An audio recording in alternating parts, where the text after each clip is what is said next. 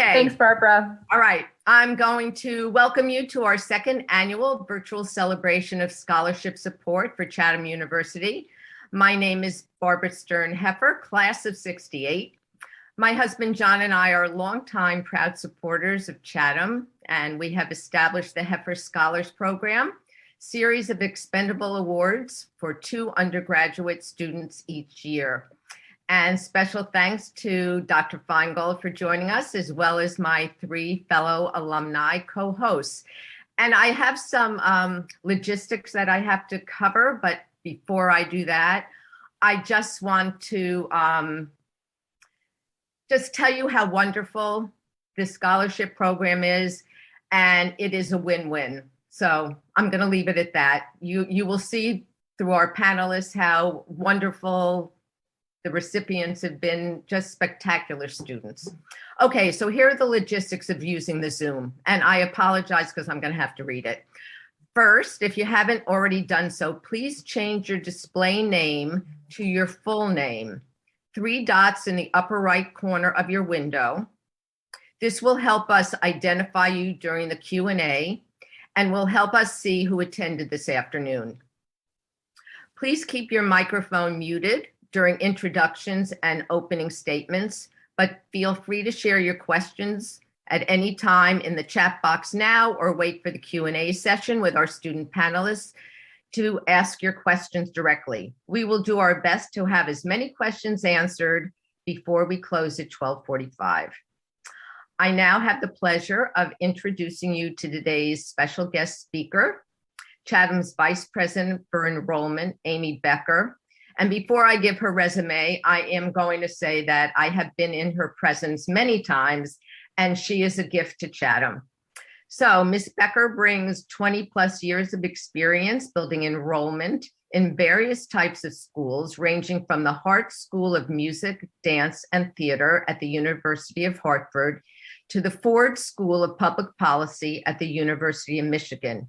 Ms. Becker received her MS in Organizational Leadership from Concordia University in Ann Arbor, Michigan, and has a BS in Music Therapy from the University of Minnesota, Minneapolis. Proof that an undergraduate degree with liberal arts depth is a springboard to any career. She joined Chatham in 2013 and has the distinct experience of leading the enrollment management efforts during the successful transition to co-ed. She is passionate about student access to higher education and believes strongly in the Chatham mission and vision. So Amy, I pass the Zoom mic to you to provide an update on scholarships and financial aid at Chatham University. Take it away. All right, thank you so much for that. And welcome everybody. Welcome to our second annual scholarship celebration. I'm excited to be here and provide just a brief update on different things that are happening, but also more importantly, just a celebration of everybody who's here today that's been part of this journey to invest in our students and invest in Chatham to make us a place that all students can thrive. So let's kick off here. One of the things that I love to be able to put in context with our group here is that Chatham has been really bucking the trends of Western Pennsylvania, but also nationally with our growth, not only in undergraduate, but our program development and our student population that's coming from actually all across the United States, but also around the world. Chatham's considered one of the fastest growing colleges or universities in Western Pennsylvania and very specifically in Pittsburgh. And many of you as donors and advocates for our students, you've been helping make that possible. And I'm going to talk a little bit about what our class looks like. And this year, COVID, of course, and over the past 18 months, 2 years, has had a major impact on our recruitment and on our students' ability to attend. COVID impacted nationally as soon as the pandemic hit in March 2020. That time of year for new incoming students was right in the throes of when students would typically be filing their FAFSA, looking for need-based aid. And that decline in FAFSA filing contributed to a lot of students not continuing that even last year. And a primary reason for that is many of our students were not in school, so they weren't getting that support and help from their school networks because they were learning virtually. Family income was really impacted by COVID. Of course, job loss, job shifts, change in the market, change in how we were, working and living. All of those things had that impact and trickle-down effect to our students. Academic access and preparation. When you think about a college university and what our students are bringing as far as their needs, we've seen this year and over the past year and a half, a little bit of a shift in maybe where some supports are needed, whether that's in academic preparation or in mental health support, because COVID has had an impact, not just on us physically, but also mentally. And then retention, that uncertainty of income and that uncertainty of sort of future planning, that affected retention for many universities. Chatham successfully weathered much of that. But that is something that we are paying attention to. How might things be different? What are the needs and the demands of our students? And then, of course, standardized testing. Chatham had always been a test optional institution, but with COVID, we amped up our messaging around that and also really worked to put pieces in place to make sure that there wasn't bias in areas where test scores might have been used more extensively. Things like honors program, our integrated degree programs, and others, ways to assess students and really ensure academic excellence, but also not necessarily requiring that a student sit and be, present for something like the SAT or ACT. These are just a few things that affected Chatham, but enrollment and all of these things are related in one way or another to admissions and scholarships. So who's Chatham? Just a quick overview here of our student population and what do we look like today. So fall of 21, about 30% of our students were from out of state. Around 33 states were represented in our incoming class. About 22% of our student body are first generation. That means they're the first person in their family to attend college. 14% are Atlanta, are Asian, Latino, Native American, and African American students. So our students of color. This is something that with COVID and the FAFSA filing, we saw a decline in our students of color applying and attending college. Chatham wasn't the only institution that saw the impact of that on our student body. And that's something we're working very hard to try and change. About 26% of our incoming class this year was male.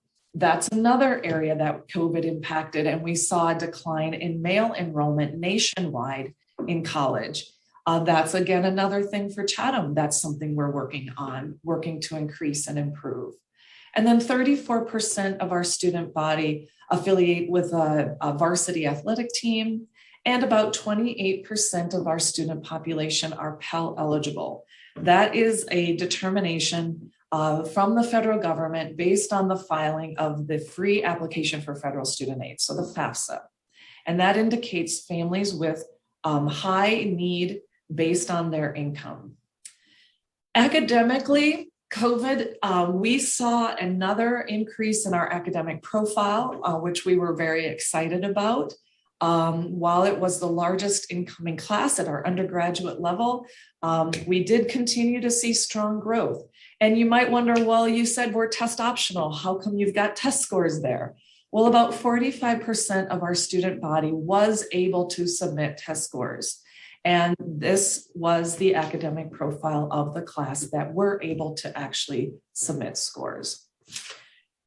So affordability and how that impacts. So when we're looking at new incoming students, we are looking at putting together a financial aid package that includes grants, items that they do not have to repay, scholarships, that are based on the students' academic preparation, but also their need. Loans, we automatically package them if they've completed the FAFSA with need-based loans, federal loans like the Stafford loan and Perkins loans.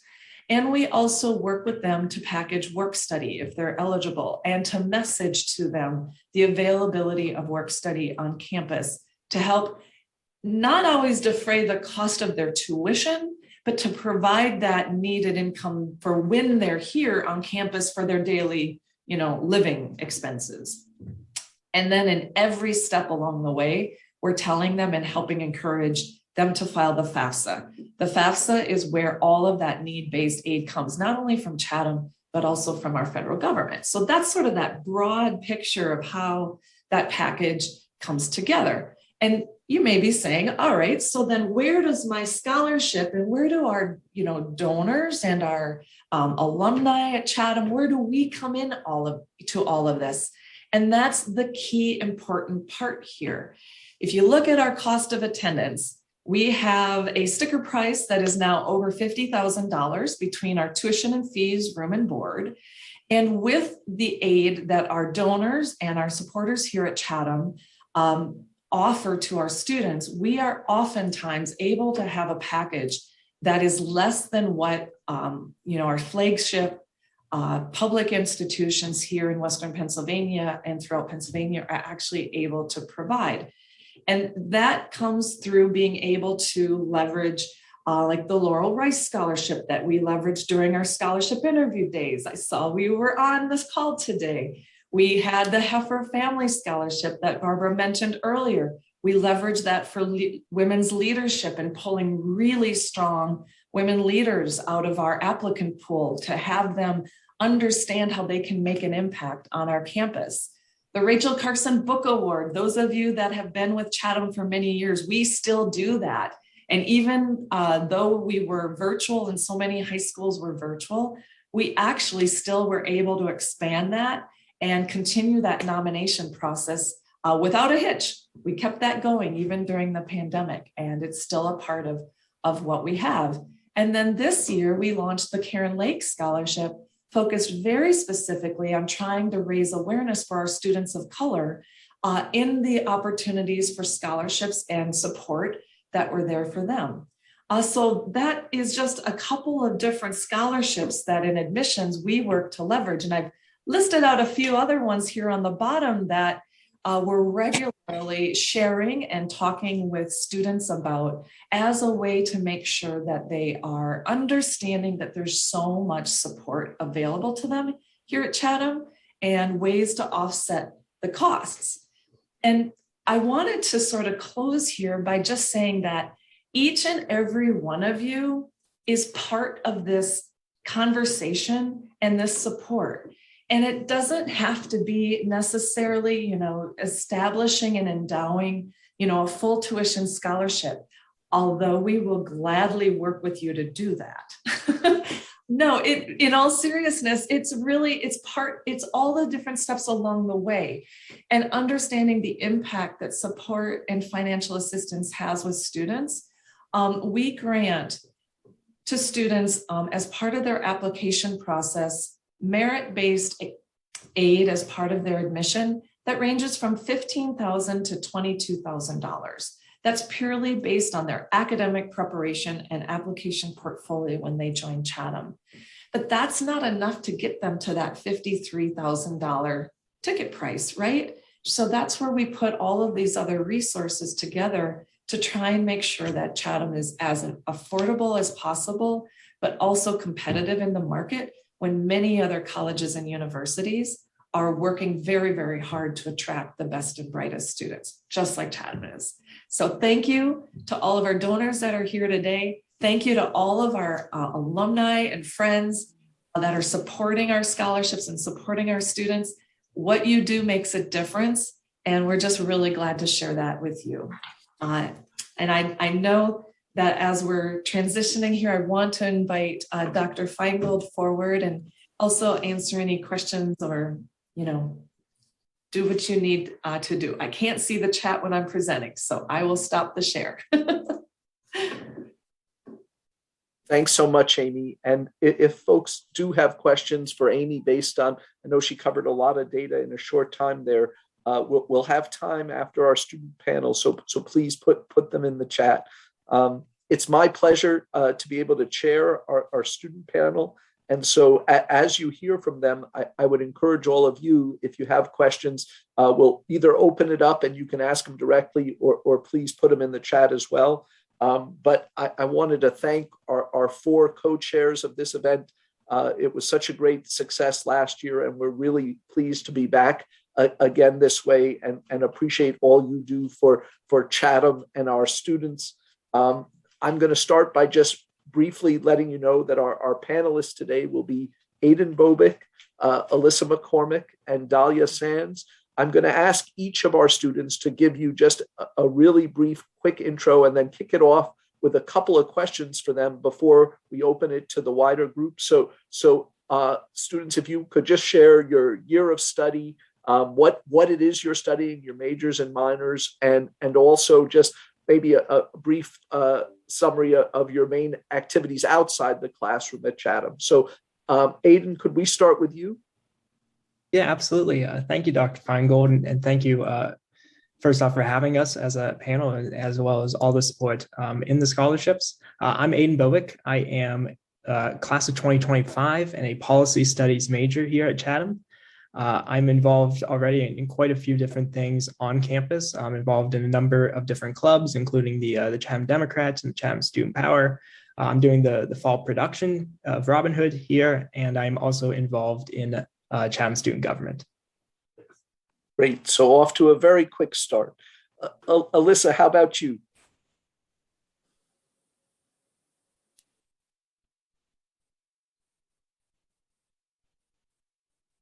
Sorry about that.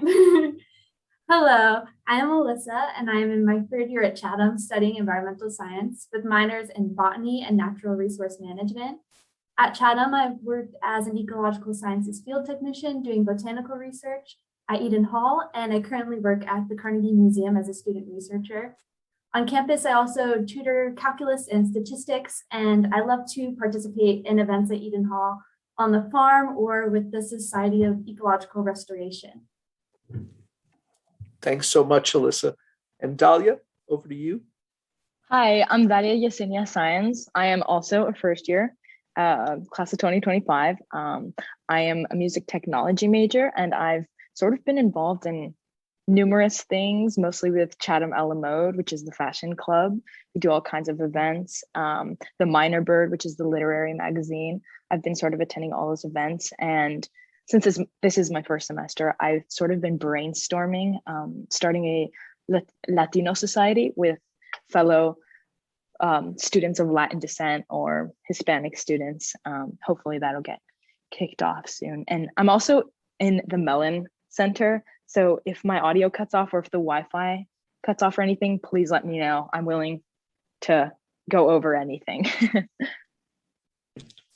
Thanks so much, Dahlia. And loving the Chatham sweatshirt, like the great branding. So maybe to start us off with you, Dahlia, I'd love it if you could share a little bit about how it was that you found Chatham, made the choice of Chatham, and the role that the scholarships played in your decision on where you would go to school. Yeah, absolutely. So I guess it all started the summer before my senior year of high school. I received the Rachel Carson Book Award, which wasn't the first time I'd heard of Rachel Carson. She's a trailblazer, and I've always admired her and had read a couple of her books before then. But I was essentially nominated for this scholarship, and I heard of Chatham. I saw that it was her alma mater, and immediately I was interested. That was when I decided to start an application. And yeah, I think I mentioned that I'm Latina. My parents are both immigrants from Mexico, but so I'm also a recipient of the Karen Lake Scholarship. But these scholarships have had, a tremendous impact on my life. I don't know where to place the thank you, but I guess I'm going to say it now. Truly, thank you for this opportunity, because like I mentioned, both of my parents are immigrants and neither of them were able to pursue higher education. A lot of their life has really been like survive, immigrating to the United States and essentially trying to survive here. And I'm also a first generation sort of student, first person in my family to pursue higher education. But I guess I have always wanted to I find myself sort of explaining this facet of my background is that like within my culture or the society that I grew up, higher education is seen as sort of unattainable. It's kind of a thing. It's sort of like after high school, you sort of just work and try to make it in corporate America, essentially. But I knew that since I was a young kid and I was always in love with reading, or I was always getting engaged with things at the local library and things like that. So I think from an early age, I sort of fell in love with academia and learning and the arts. So I knew that it was pretty apparent to me that I was going to do something after high school. So being offered these scholarships has, really tremendously changed the trajectory of my life, because without them, my parents would have probably been like, we didn't go to college, but I knew it was something that I really wanted to do. And so having this opportunity is like totally different. I don't know if I mentioned, but I moved here from Colorado. And so that was a pretty big step as it is. But pursuing higher education, it's like truly such a privilege to me.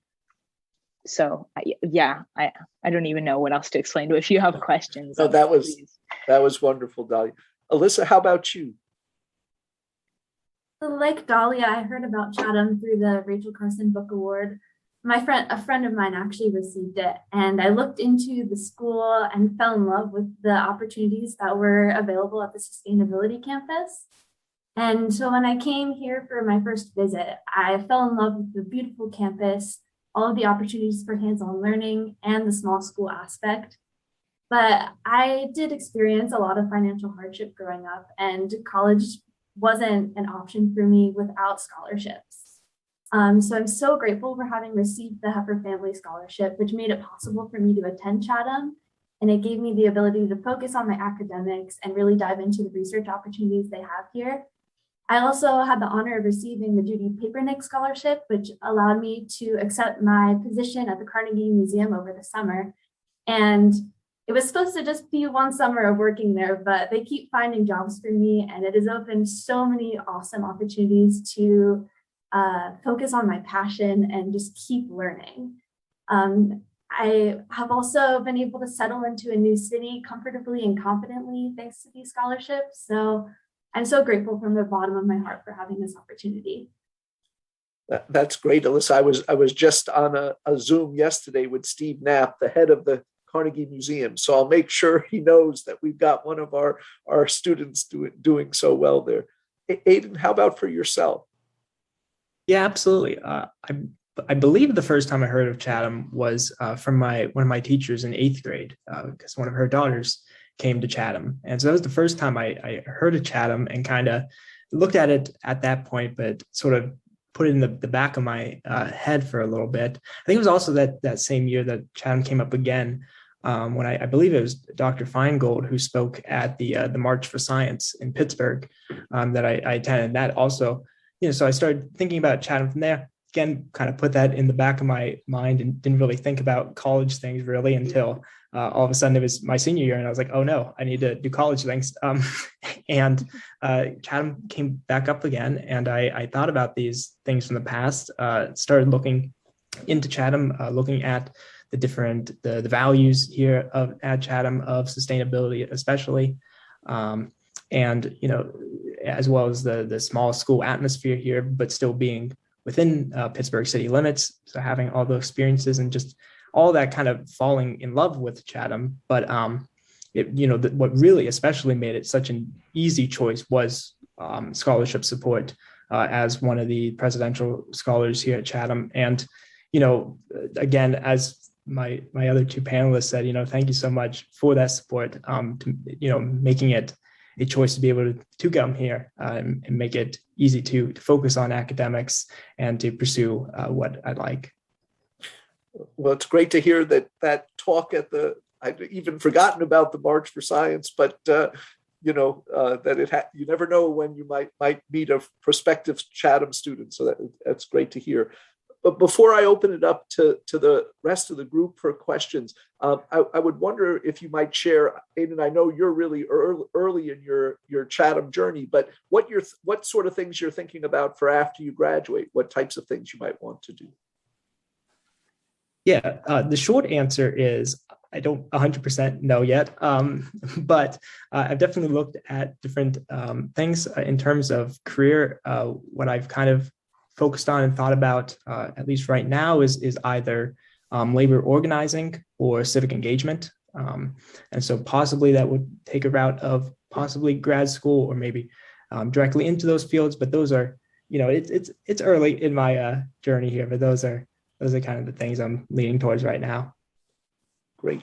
Well, remind me to follow up with you, Aiden, because the school I used to run at Rutgers, that was a really core focus. So I'm happy to introduce you to some of the faculty who are the leading experts in those areas. Dahlia, how about for you? Again, I know early in your journey, but what sort of things are you thinking about? Yeah, so this is actually something I sort of touched on one of my essays, I think applying for the Karen Lake Scholarship. But I think that fundamentally one of the biggest connectors in the mainstream sort of to our generation is truly the arts and music. That's why a liberal arts sort of institution was so attractive to me as a musician. But essentially, I want to just create a bunch of art. I want to create this community and integrate into some kind of community where I can totally express myself. Primarily, I do music, but I danced for 5 years as well. And so I think connecting through art is like one of the biggest ways to communicate, especially to our generation. And actually, whenever sort of anybody asks me this question, it's like, well, I kind of want to be one of those multi-hyphenate peoples. I try to get involved in anything that I can, whether it's like filmmaking, production, music video making. I've also been integrating into Greater Pittsburgh artistically. I've met a plethora of musicians and jammed with them, because that's another thing Chatham has given me the opportunity, is to take private lessons with some of the greatest musicians in Pittsburgh. And so I've been into the jazz club. I've been to the jazz club downtown, networked with a whole bunch of musicians, and I've been to poetry readings at some of like the local bookshops. And just so essentially short answer, I want to be an artist, truly. Long answer, I want to use that to advocate, especially for Latinas in artistic spaces. I want to advocate for them. I just want to be able to speak on many different things by using art as the main vessel, I guess. Wonderful. Alyssa, how about yourself? I have about 2 semesters left at Chatham, and I know that my goals after I leave are to continue research on invasive species and the effect that climate change has had on our forests. But I'm also very passionate about environmental education. So I do see myself continuing on to further education, to get degrees, to be able to teach other people about it. I also dream of working for the Park Service or with the Peace Corps as an environmental educator. So we'll see what happens in the next 2 semesters, but I'm just excited to see what opportunities come my way between now and then, because I tend to just follow where the wind blows me. Sounds like a wonderful, wonderful range of options. So that's great. I see my friend Pam Bradley has posted a question in the chat. Pam, do you want to ask it directly, or you want me to read it out?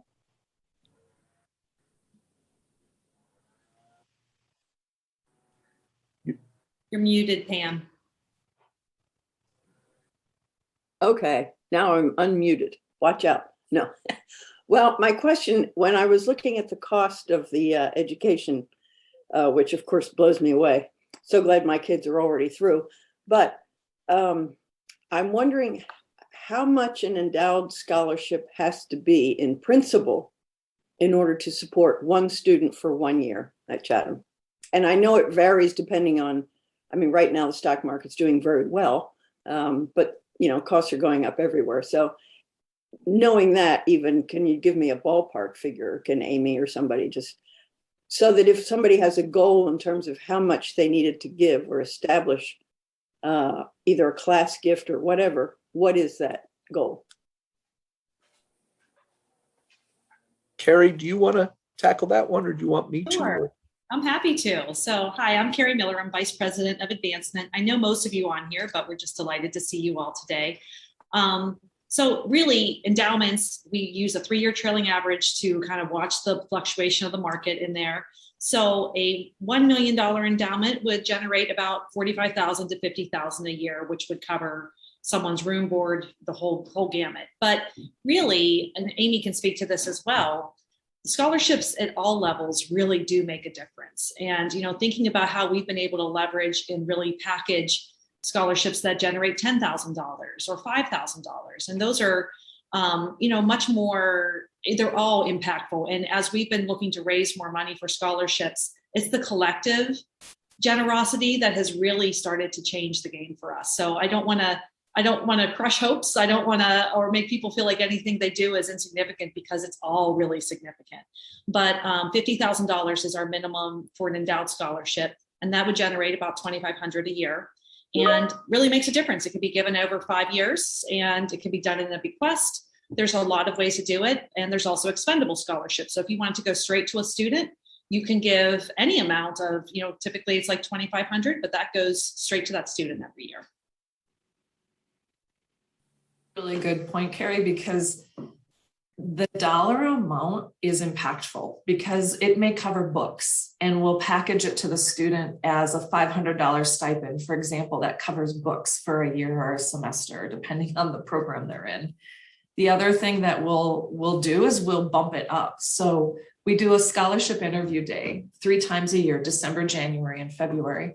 And this is how we used the scholarship funds we received last year with the faculty to give each of them about $2,000 that they would be able to add and select out of all the students they interviewed, the ability to top up a scholarship for a really stellar student that they really wanted to make sure they saw at Chatham. And that was directly selected then by the faculty throughout those processes or those interview days. And they loved that opportunity to be involved. And of course, the students benefited because they received that extra bump up as well. So just lots of different ways that we'll partner with advancement to make sure those scholarships are celebrated and also rolled out to prospective students. And from our perspective, we're also really trying to make sure we're putting them in the places where we can impact need and also have a strong representation across our student body. Okay, I mean, that helps a lot, because I think, at least when I talk to classmates or whoever, in terms of raising money, especially, we just did our class gift, but we haven't given up. We're still gathering money. It's important to let them know how the money is used. And it may not be, as you say, for a student for 1 year. It may be even more important because you can top up something and make the difference as to whether that student comes to Chatham. Okay, thank you. And the nice thing too is that because it's a part of a package that's leveraging federal aid, state aid, if they're a local student, potentially Pittsburgh Promise, as well as the merit aid that we give, the whole package, having those endowed funds can really enable us to fill the gap that a lot of students face in being able to come to Chatham. We've got time for 1 or 2 more questions. Any questions any of you have for any of the students based on what they shared and the fascinating range of things that they're engaged with here at Chatham?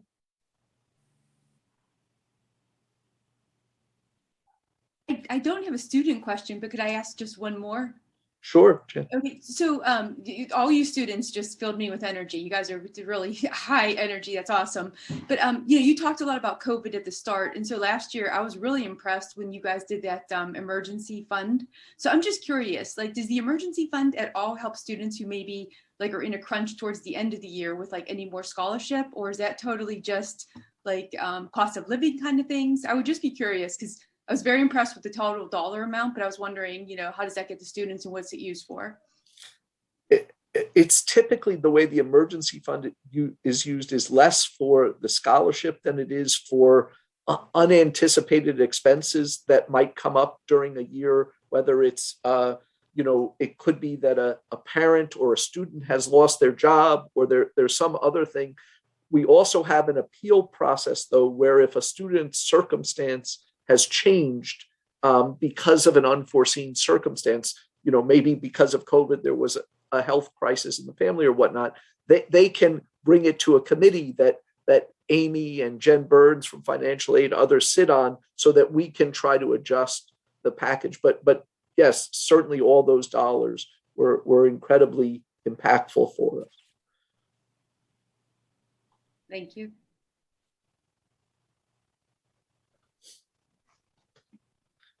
Dahlia, I was wondering, one thing that you didn't mention in your personal story, but you might share, is I think you're, as far as I know, the first student we've had whose sister also moved with her to come to Pittsburgh at the same time. So people might just be interested to hear about that and how that's worked for you both. Yeah, that's true.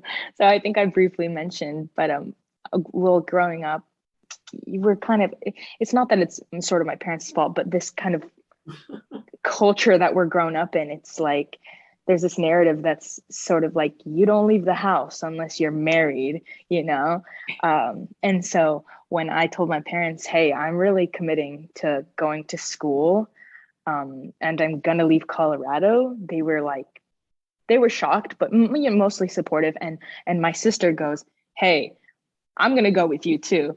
So my sister moved from Western Colorado with me, and we're living really close to campus with our dog and our cat. But yeah, she decided to come with me because I took the leap, and she was like, hey, I'm gonna take this chance to get out and explore and find myself too. So we're both here. Super. Well, with that, I'd love to turn it over to Georgina Terry, one of the co-hosts for this event, and herself a really proud Chatham alum. Georgina? Thanks, David. Well, it's been great hearing all these stories. I love the fact that you just came from Colorado and said, let's go for it. That's super. Let's see, I got a little bit of a script here. I want to talk about, I'm class of 72. I'm going to talk today about the Catherine Roberts Frank Award, which my classmate Barb Studeman and I started. Kathy was our roommate when the three of us lived in Barrie. We got to be very good friends. Unfortunately, Kathy inherited a debilitating, ultimately a disease that killed her called cerebral ataxia. We kept in touch with Kath all along through Zoom calls and things like that. And Kathy always had incredibly fond memories of Chatham. And Barb said, we got to pull this together somehow. How can we really make Kathy have an influence at Chatham? So we came up with the idea of the Catherine Roberts Frank Award. So I won't go into details about that, but I think the message that comes out of this is this is not a huge award. It's like penny ante stuff almost, but it plays a really significant part for the students who received that award. Not only that, we've been able to leverage it through class of 62 donations. So it's been great for us because it's brought us back to campus and we've had a chance to meet students. And I'm now a Chatham trustee and enjoy just kind of wandering around the campus at the last meeting, looking at all those students and the places where I used to live. That was a lot of fun. So my time is up now, and I'm going to pass it on to my classmate, Joanne Fiedler.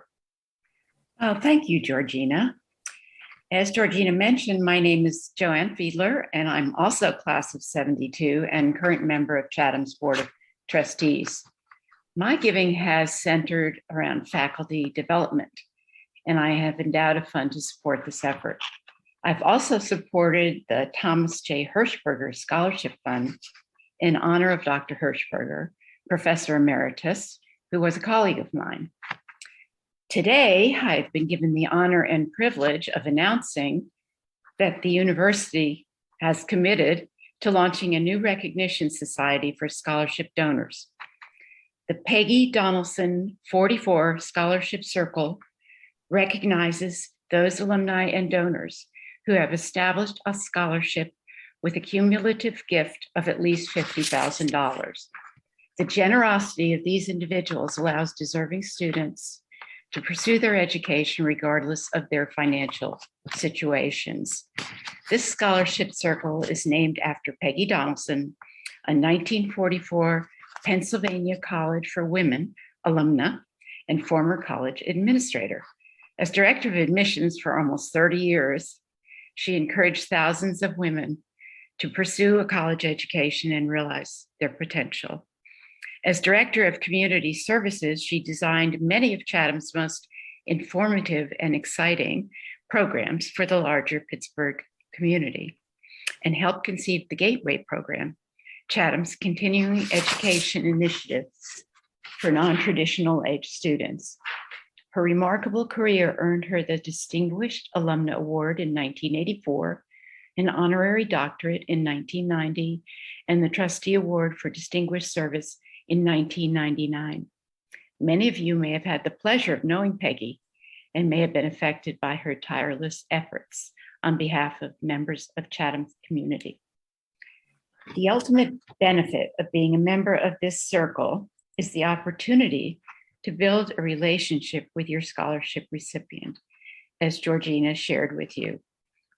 I will now pass the Zoom mic to trustee and alumna Bonnie Van Kirk, who will give you more information about how you can remain involved and make an impact on the lives of Chatham students.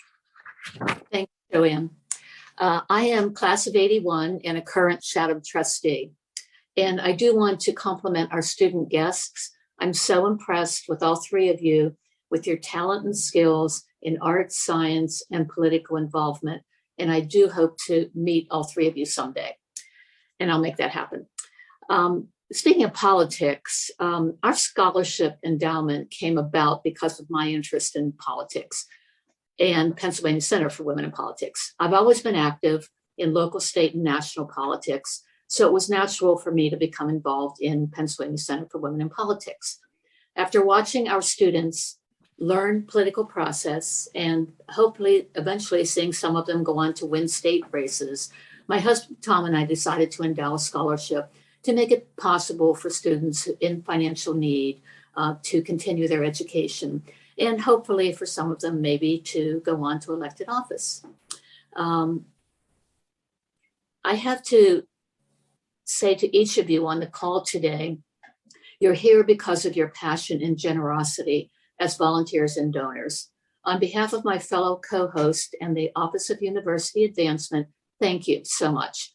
If you'd like to learn more about establishing scholarships, please contact Dana D. Pasquale, Director of Individual Giving, and her info will be in the chat. If you'd also like to become more involved with Chatham students, like the exceptional students we saw today, consider becoming a mentor on our virtual platform, Chatham Connect, or volunteer with the Office of Career Development. And we will share details of how to do that in a follow-up email. And also thanks to Amy Becker for your great presentation and President Feingold for joining us today.